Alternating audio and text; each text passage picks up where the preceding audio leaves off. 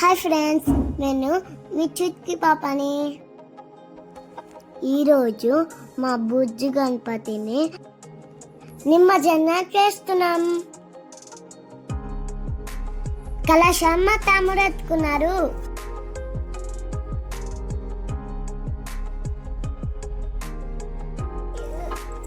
లడ్డు మా చిన్న ఎత్తుకున్నది.